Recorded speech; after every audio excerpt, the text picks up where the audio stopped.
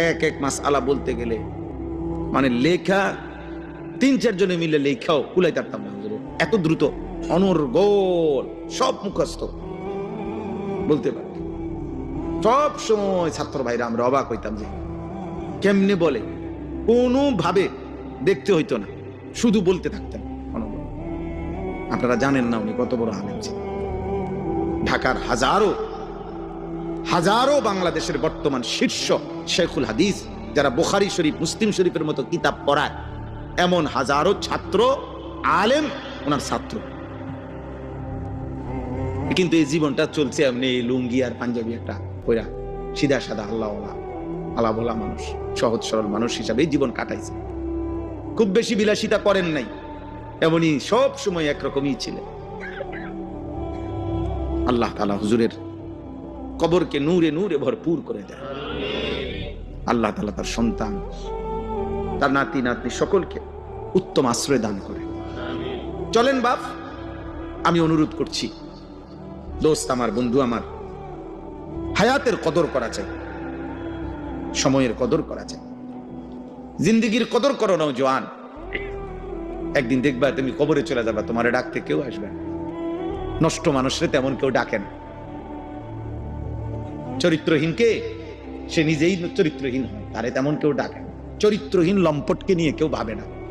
চোর, ডাকাত, জুয়ারি, মদখোর, নেশাখোর, গাঁজাখোর, ফুট্টাখোর, বাবাখোর, ডাইলখোর, নারী লুভি, বেহায়া, দুশ্চরিত্র, লম্পট, চাঁদাবাজ, সন্ত্রাসী, মাস্তান, এগুলারে কেউ ভাবে না। বরং যথাসম্ভব কুত্তার থেকে যেমন বাঁচতে চেষ্টা করে, এই মানুষরূপী জানোয়ার থেকেও মানুষ বাঁচতে চেষ্টা করে।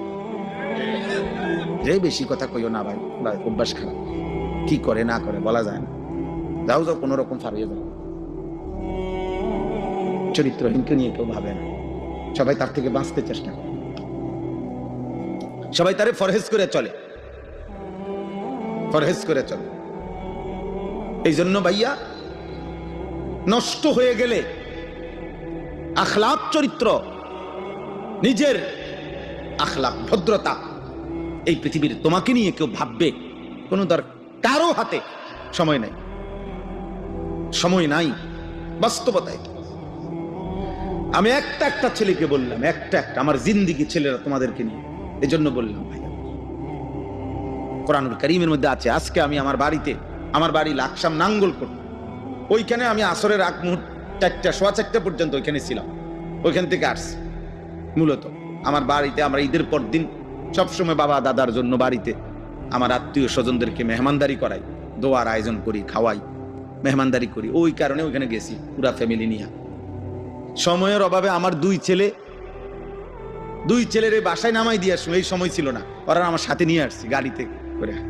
একজন ঘুমাইতে পর্যন্ত আইসি, মাগরিবের আগ পর্যন্ত আর আছে, এখানে আছে। তো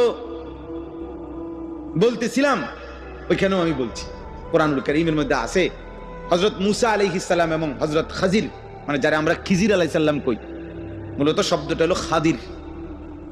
তো খাজির আলাইহিস সালামেরই মূলত নাম।